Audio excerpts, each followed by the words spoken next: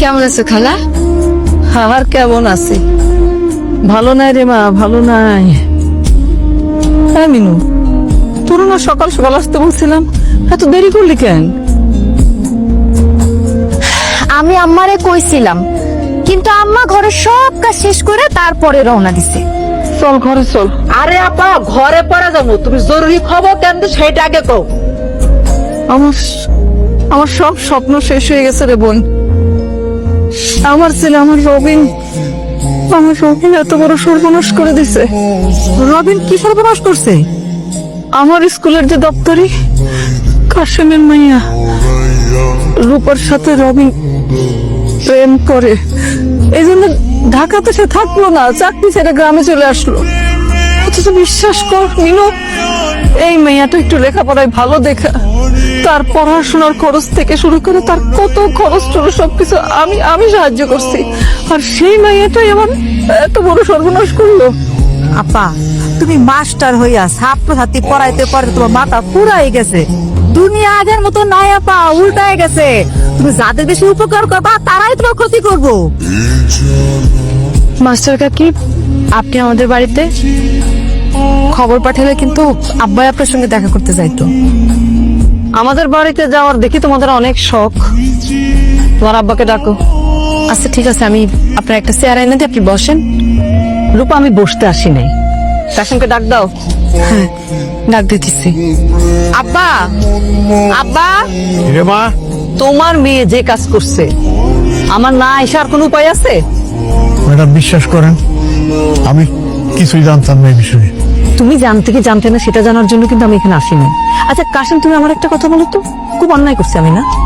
আমি খুব অন্যায় করছি, তোমার আর তোমার মেয়েরা সাহায্য করে খুব অন্যায় করছি, আর সেটার প্রতিদান তোমার মেয়ে এভাবে দিল? ম্যাডাম, ছোট মানুষ, কিছু বুঝা পারে নাই, না বুঝা করছে। আমি বাইসা থাকতে আপনার কোনো ক্ষতি হবে না ম্যাডাম। আমি জানি তোমাদের মতো মানুষের কথার না কোনো দামই থাকে না। আচ্ছা, এত ছেলে থাকতে আমার ছেলের সঙ্গে প্রেম করতে হলো? হ্যাঁ, কেন করলো এটা? কারণটা কি রূপা? শোনো, কোনো সম্পর্ক করার আগে চিন্তা ভাবনা করতে হয়, বুঝছো? এই শিক্ষা তুমি তোমার মেয়েরে দিতে পারো না। কি কয়ে গেল শুনলি? তোমার শুনলি না কি কয়ে গেল? তুই তোমার মরার ব্যবস্থা করছ, তোর জন্য এই আজ বলে কথা আবার বলে গেল বাড়ির উপর আইসা। তোরে কি বড় করছি আমি শুনতে কথা শোনার জন্য? আব্বা, রবিন রেখে আমি শুধু ভালোবাসছি, রবিনও তো আমার ভালোবাসছে, তাহলে সব দোষ কেন আমার? বড় লোকের কোনো দোষ নেই, বড় হইস, বাবার মুখে চুনকালি দিস না, এটা তোর কাছে আমার অনুরোধ করে। কি ব্যাপার, কথা বলতেছো না কেন? মা তোমাকে বাড়িতে গিয়ে কি বলছে? আমার আব্বারে বলছে আমার অন্য জায়গায় বিয়ে দিতে। কি বলো তুমি? মা তোমাকে বাড়ি গিয়ে এই কথা বলছে? আচ্ছা আমি বুঝলাম না, তুমি দপ্তরি মেয়ে বলে কি হেডমাস্টার বাড়ির বউ হইতে পারো না তুমি? সে উত্তর কি আমার কাছে আছে? আমার কি মনে হয় রবিন, তুমি বরং তোমার খালাতো বোনরে বিয়ে করো, তাইলে তো সব সমস্যা শেষ। সব ঝামেলা শেষ মানে? আমি আমার খালাতো বোন মিতার বিয়ে করবো, এ কথা তোমার কে বলছে?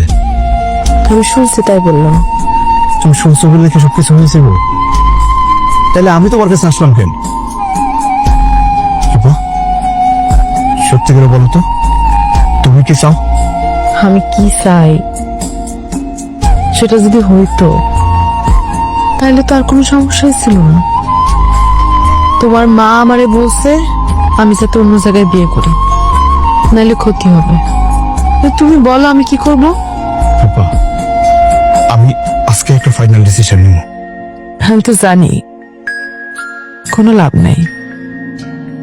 তুমি তোমার মারে কতটুকু চেনো আমি জানি না, কিন্তু তোমার মারে আমি যতটা চিনছি, সেই মানুষটা নিজের মান সম্মান বাঁচানোর জন্য সবকিছু করতে পারে। আমিও তো তার ছেলে, সে যদি পারে আমি কেন তোমার ছেড়ে যাব? দেখি ছেলে ছাড়া মা কিভাবে থাকে। রূপা, আমি মানে আজকেই বুঝাম, আমার বিশ্বাস মা যেভাবে হোক রাজি হবে। ওই দপ্তরে তার মেয়েরে দিয়ে চাইতেছে যাতে উঠতে। তো মেম্বার সাহেব, আমি তো কাশেমরে 20 বছর ধরে চিনি। সে কি এরকম? আমি বললে তো আপনি বিশ্বাস করবেন না।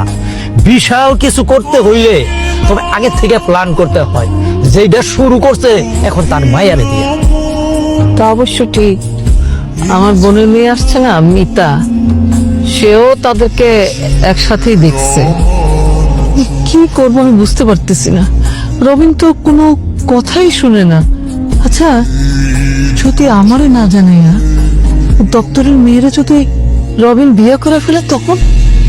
ইয়ার আগে আপনি শিকড়টা কাইটা দেন। আমি কই কি, ওই দপ্তরি চাকরিটা আছে না, ওইটা আপনি নক কইরা দেন, তবেই দেখবেন একটা উচিত শিক্ষা হইব। আর এখন তো ওই চেয়ারম্যান হইছে গিয়া স্কুলের সভাপতি, তার সাথে শেয়ার কইরা আপনি কাজটা সাইরা ফেলান।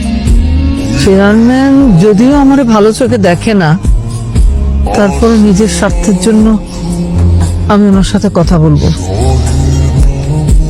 মা, তুমি কি রূপাদের বাড়িতে গেছিলা?